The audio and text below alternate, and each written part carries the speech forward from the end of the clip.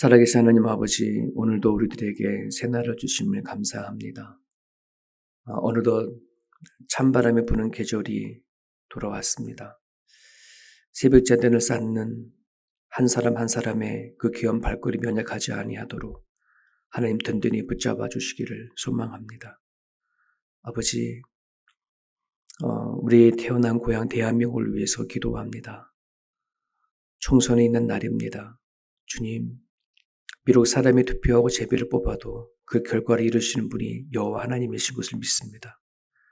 지금까지 대한민국을 사랑하시고 복음을 허락하셨고 그 땅 위에 수많은 교회를 세우신 여호와 하나님, 하나님의 뜻 가운데 대한민국을 세워주시고 인도하여 주옵소서. 특히 수십 년 동안 너무나 오랫동안 통일을 위하여 기도했던 하나님 나 땅입니다. 믿음의 선진들부터 지금까지 기도하고 있는 남북의 통일들이 현실 가운데 이루어질 수 있도록 길을 내어주시기를 간절히 바랍니다. 북한 땅 안에 눈물로 기도했던 수많은 사람들의 기도가 있습니다. 그 기도가 땅에 떨어지지 않도록 열매를 볼 수 있도록 축복하여 주시고 이 토지 청소년을 통하여 다시 한번 한국이 성숙되어가는 그런 나라가 되어줄 수 있도록 도와주옵소서. 우리 제2의 고향 호주를 위해서 기도합니다. 말씀 위에 세우신 나라입니다. 주의 정신을 잃어버리지 말도록 도와주시고 인간 위주로 만들어져 버리는 법들이 다시 하나님 앞에 수정되어지는 날들이 일어날 수 있도록 도와주옵소서. 믿음의 선진들이 많이 있습니다. 또 기도하던 땅입니다.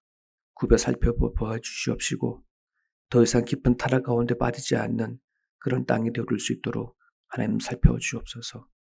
말씀 붙잡고 기도하는 하나님의 권속들을 통하여 오늘도 일하여 주시기를 소망하며 예수님의 이름으로 기도합니다. 아멘. 오늘 본문은 신명기 25장 1절에서 19절입니다.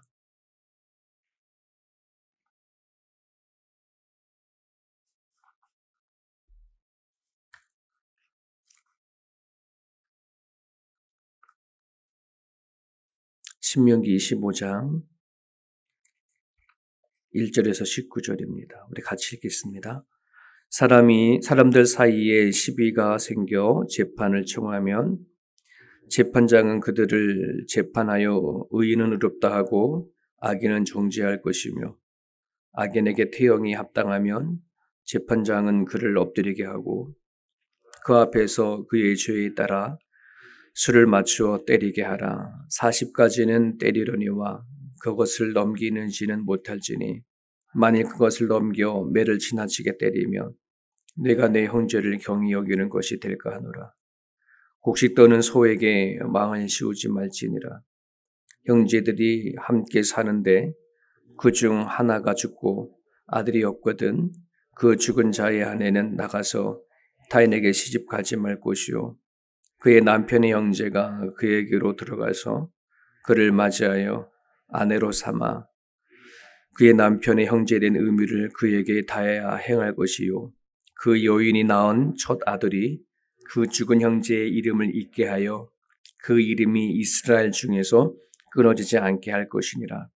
그러나 그 사람이 만일 그 형제의 아내 맞이하기를 즐겨하지 아니하면 그 형제의 아내는 그 성문으로 장로들에게로 나아가서 말하기를 내 남편의 형제가 그의 형제의 이름을 이스라엘 중에 잊기를 싫어하여 남편의 형제된 의무를 내게 행하지 아니하나이다 할 것이요 그 성읍 장로들은 그를 불러다가 말할 것이며 그가 이미 정한 뜻대로 말하기를 내가 그 여자를 맞이하기를 즐겨하지 아니하노라 하면 그의 형제의 아내가 장로들 앞에서 그에게 나아가서 그의 발에서 신을 벗기고 그의 얼굴에 침을 뱉으며 이르기를 그 형제의 집을 세우기를 즐겨 아니하는 자에게는 이같이 할 것이니라 하고 이스라엘 중에서 그의 이름을 신 벗김 받은 자의 집이라 부를 것이니라. 두 사람이 서로 싸울 때에 한 사람의 아내가 그 치는 자의 손에서 그의 남편을 구하려 하여 가까이 가서 손을 벌려 그 사람의 음낭을 잡거든 너는 그 여인의 손을 찍어 버릴 것이고 내 이 눈이 그를 불쌍히 여기지 말지니라. 너는 내 주머니에 두 종류의 저울추 곧 큰 것과 작은 것을 넣지 말 것이며 내 집에 두 종류의 돼 곧 큰 것과 작은 것을 두지 말 것이요 오직 온전하고 공정한 저울추를 두며 온전하고 공정한 되를 둘 것이라. 그리하면 내 하나님 여호와께서 내게 주시는 땅에서 내 날이 길리라. 이런 일들을 행하는 모든 자, 악을 행하는 모든 자는 네 하나님 여호와께 가증하니라.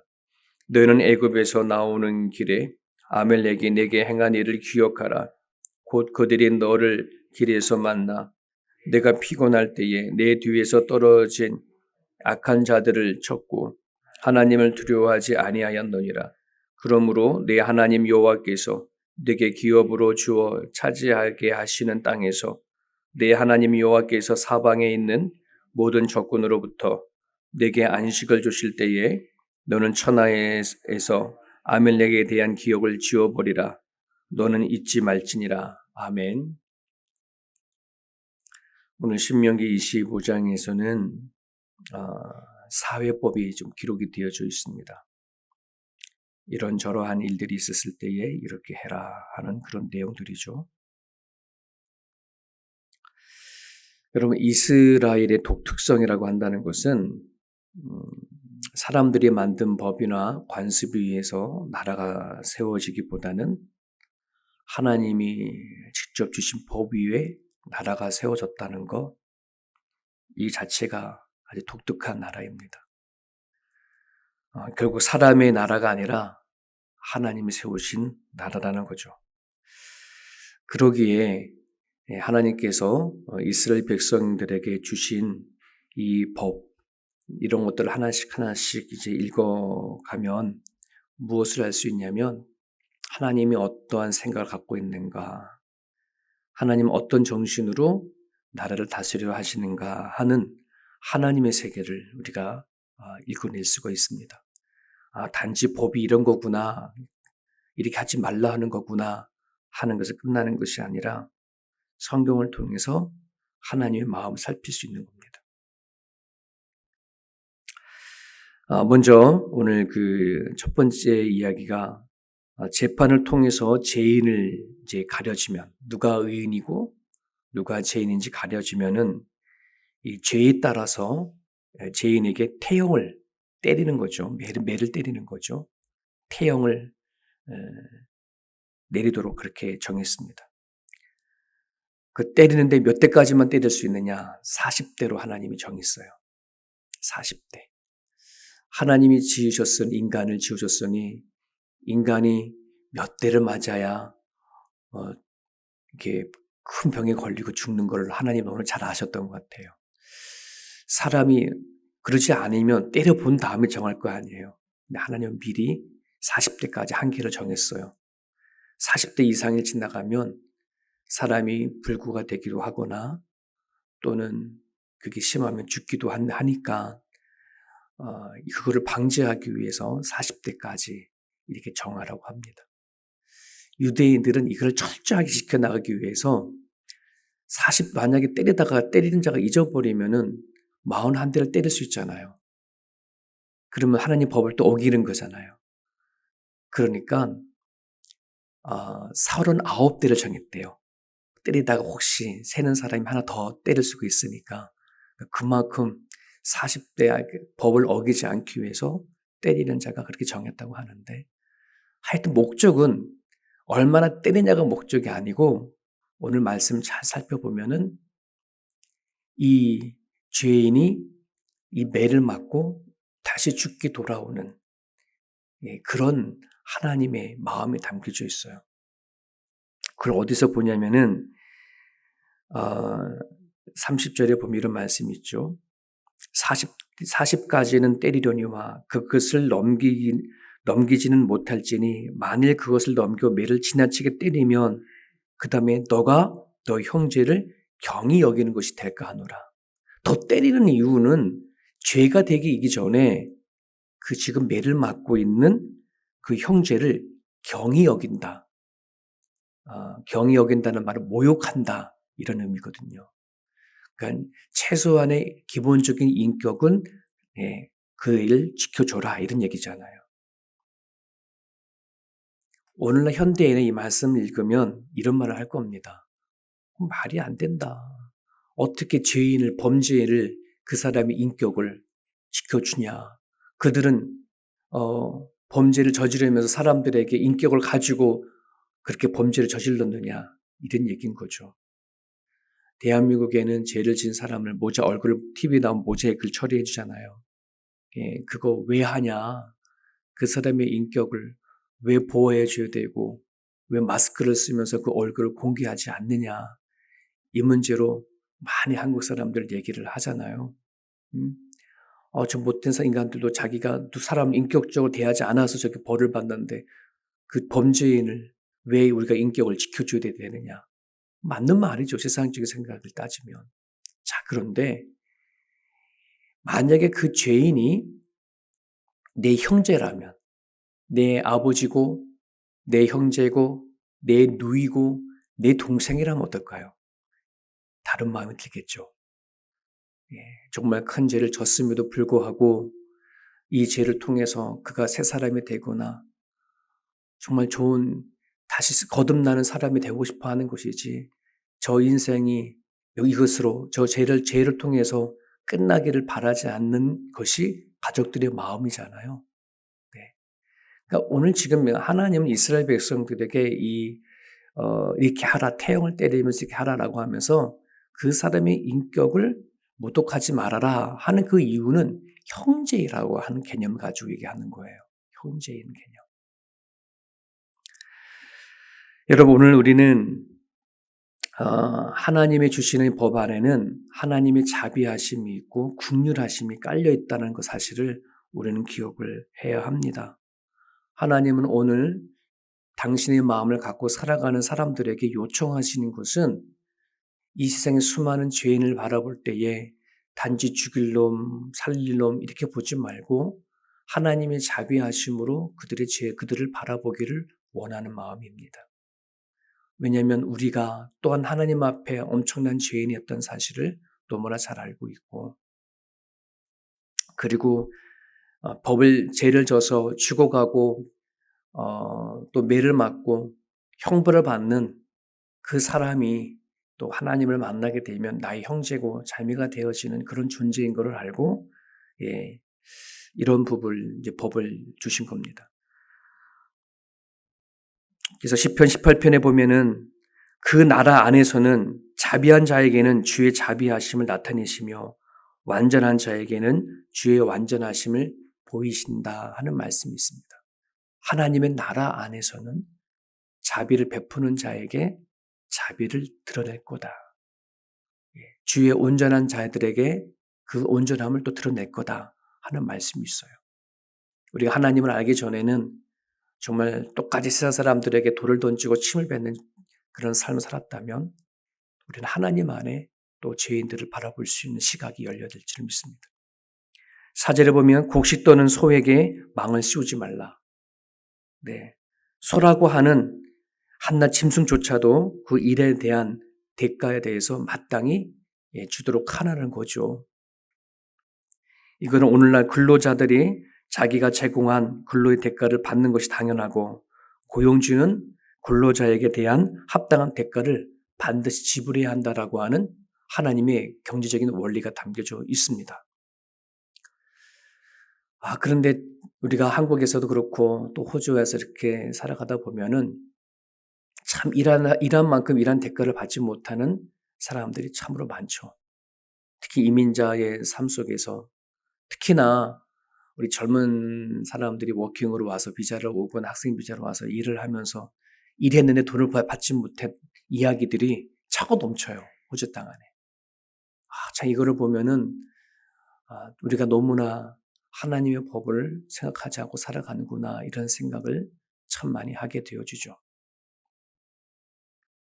자, 그러면 곡식을 떠는 소에게 망을 씌우는 사람의 마음의 의도는 뭘까요? 네. 더 갖고자 원하는 거겠죠.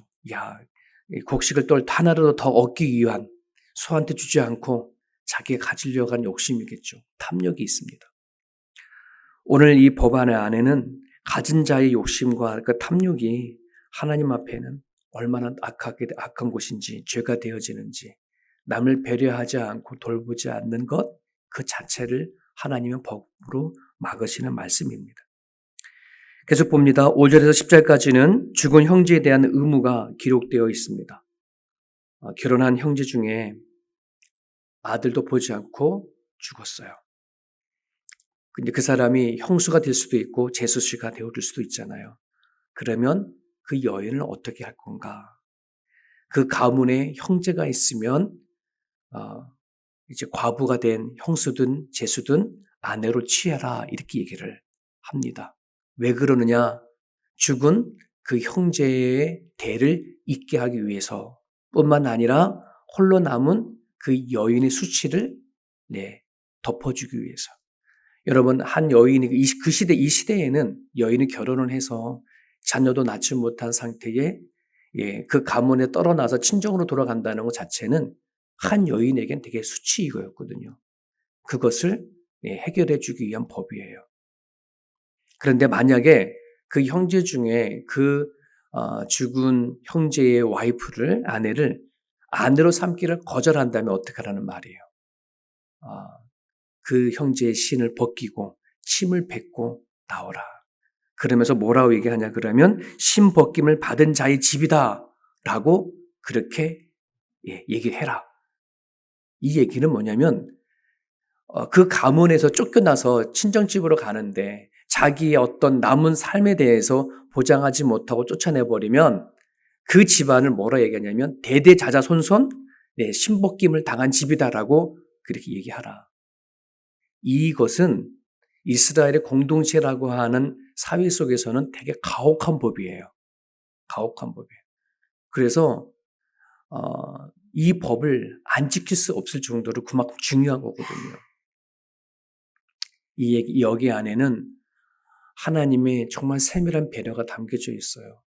힘없고 연약한 여인이 자기 남편의 죽음으로 인해서 남은 삶이 수치스럽거나 어려움 가운데 살지 않도록 어떻게 해서라도 그 여인이 그 시집간 가문 안에서 잘 세워져 갈 수 있기를 바라는 하나님의 마음이 담겨져 있어요. 그래서 여인이 자기 어렸을 때부터 태어나 자라고 살았던 친정집을 떠나서 시댁에 가가지고서는 마음을 두고 생각을 두고 목숨을 다해서 그 가정을 돌볼 수 있는 이유는 시댁에서 뭐 하는 거예요? 자기의 모든 삶을 책임져 주고 하는 그걸 다 감당해 주기 때문에 감당하는 것이지 언제나 쫓겨날 수 있다 이런 불안한 마음을 가지면 어떻게 마음을 두고 살 수 있겠어요? 하나님의 나라의 공동체 안에서는 이처럼 하나님은 참 작은 자의 그 슬픔과 작은 자의 수치스러움을 하나님은 잘 뭐예요? 법을 통해서 감당해 주도록 법을 통해서 그 수치스러움을 당하지 않도록 이렇게 만들어 놓은 것을 볼 수 있어요. 이런 법을 하나하나 보게 되어지면은 이 고대 시대에 하나님이 정하신 법이 얼마나 귀하고 소중하고 아름다운 것인지 오늘날 이 시대에 문화가 발달되어졌고 과학이 발달되어졌다는 하는 이 시대 안의 법을 보면은 너무 부끄러워. 이런 말씀 앞에 보면은. 오늘날 똑똑한 사람들 그렇게 많잖아요. 배운 사람들 그렇게 많잖아요. 그럼에도 불구하고 그들이 세워가는 법을 보면은 너무나도 형편이 없어요. 그런 거 보면 지금의 법은 하나님의 법에 비하면 되게 원시적인 부분이 너무나 많아요. 본능적인 이한 것. 하나님의 나라는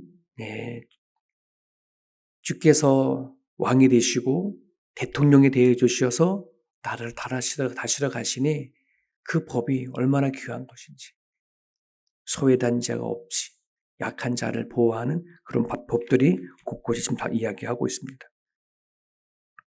11절과 12절에 보면 이런 말씀도 하나님이 정하셨구나라고 할 때 좀 놀라운 일이에요. 두 남자가 싸울 때에 한 남자의 아내가 열받아서 같이 아마 싸웠나 봐요. 그래서 상대편의 남자의 음낭을 잡았을 때 이야기입니다. 이 성경을 읽어보면은요, 감탄스러워요.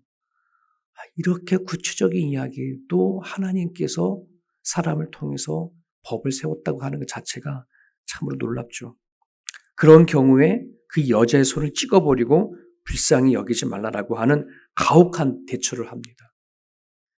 화가 나고 싸울 때 물불 가리지 않잖아요. 그잖아요. 어떻게 살아도 이기고 말겠다라고 하는 그런 마음으로 싸우는데, 이 두 남자가 싸우는데 여자가 끼어들어서 뭐 하는 거예요? 남자의 음란을 확 움켜잡을 정도로, 이거는 완전히 대를 끌어버리겠다라고 하는 생식기에 완전히 그 상해를 과혹을 행하는 일인데, 하나님 이거에 대해서 엄청나게 법으로 정하는 거예요. 왜 그러냐면 싸움은 싸움이고 분노는 분노지 그 남자의 대를 끊어버리는 짓은 하지 말아라. 왜? 그건 하나님의 섭리와 뜻 가운데 만들어 놓은 거고 내리신 일들이잖아요. 그거에 대해서 하나님 벌을 내리신 거예요. 이게 조금 더 깊게 들어가면 이런 거예요. 하나님은 이 세상을 다스리시고 이끌어 나가실 때에 하나님의 법을 정하시고 뜻을 정하시고 섭리를 정하셨는데, 우리가 가지고 있는 인간이 이 땅에 살아가면서 만들어지는 분노와 어떤 화와 이런 것들이 하나님의 뜻을 거슬려지는 일들에 대해서 조심할 것을 얘기를 하는 거예요. 우리는 화가 한번 나면, 분노가 한번 터지면 하나님의 뜻이 어떻든 하나님의 말씀이 어떻든 나는 지금 풀면 그만이야. 지금 해결하면 그만이야. 지금 이기면 그만이야. 이런 것 너무나 많거든요. 그거를 법으로 이렇게 얘기하고 있어요. 그러니 우리는 화가 날 때에, 싸울 때에 더 조심해야 돼요. 말에 실수가 없도록. 행동에 하나님의 법에 어기는 죄를 짓지 않도록. 그리고 13절과 16절 안에는 남을 속이는 저울추를 사용하지 말아라. 정직하게 거래하라. 이런 얘기죠. 즉 하나님 앞에 코람데오 정신을 갖고 상거래를 해라. 이런 얘기입니다. 앞에서부터 하나하나 하나님께서 이스라엘 백성들에게 주신 이 사회법을 보게 되어지면 공통점이 있어요. 그것은 사람에 대한 자비, 사람에 대한 배려, 긍휼함, 이런 게 기본적으로 깔려져 있어요. 그 사람의 자기 자신의 어떤 이익을 위해, 한 사람의 유익함을 위해서 주신 법이 아니라 사회를 다스리고 이끌어 나갈 때에 기본으로 깔려 있는 것이 사람에 대한 배려, 긍휼함이 있음을 우리는 보게 되어집니다. 자, 그런데 오늘 사회법을 쭉 얘기하다가 맨 끝에 가서는 다른 법과는 전혀 어울리지 않는 이야기가 하나 마지막으로 얘기하고 끝내요. 17절과 19절에 보면 아멜렉 습격 사건을 하나님이 다스리고 이야기하고 있어요. 이스라엘 백성들이 광야에서 즉 애굽에서 나와서 광야 생활을 해나갈 때에 전혀 이들은 준비가 되지 않은 상태에서 애굽에서 나왔잖아요. 그걸 누가 노렸냐면은 아멜렉이라고 하는 나라가 비열하게 이스라엘 백성을 치료한 거예요. 광야에 무방비한 상태의 사람들이 애굽에서 먹을 거 금우 보화를 가지고 나왔으니 가가지고 뺐으면 그걸로 끝나는 거잖아요. 이거를 아멜렉 사람들이 노렸어요. 그래서 이스라엘 백성들의 hum이 뒤처져 가는 사람들을 대상으로 공격을 한 사건이 있었거든요. 하나님은 이것을 잊지 아니하였습니다. 너네들이 가나안 땅에 들어가게 되어져 버리면 아멜렉이 너네들이 어떻게 했는지를 알고 그들을 멸절시켜 버려라 라고 명령을 하세요. 왜? 하나님의 그들에겐 자비가 없었던 거거든. 긍휼함이 없는 거거든. 이스라엘 백성들이 430년 동안의 애굽 생활 종살이를 하다가 하나님이 그들을 이끌고 자유의 길로 이끌어 나가는데 그거를 탐욕과 욕심을 가지고 빼앗으려고 했던 아멜렉 사람의 그 마음을 하나님께 제거시키는 거예요. 하나님의 나라엔 통하지 않는 거. 이 사회법 속에 왜 끄트머리에 그걸 두냐면은 하나님의 나라를 살아가는 데 있어서의 자기 개인이 갖고 있는 탐욕과 욕심들, 사람을 배려하지 않는 그 배려하심이 없는 것들은 철저하게 잘라버리는 하나님의 말씀이 본문에 담겨져 있어요. 오늘 우리가 주의 나라를 세워간다라고 우리는 가정을 세우고 일터에서 일을 하고 교회를 섬길 때에 항상 우리의 마음에 가져야 하는 것, 하나님의 나라를 품은 사람들이 있어야 되어지는 것은 사람에 대한 배려입니다. 국률함입니다. 그것을 잃어버리지 아니하는 우리들의 모습이 되었으면 좋겠습니다. 오늘 주신 말씀을 붙잡고 이 시간 여러분들이 기도하실 때에 하나님 내 마음속 안에 주의 마음을 알게 해주시고 주의 마음으로 가정을 세우고 주의 마음으로 내 일터와 내 공동체를 세워갈 수 있도록 하나님 앞에 기도하는 시간 됐으면 좋겠습니다.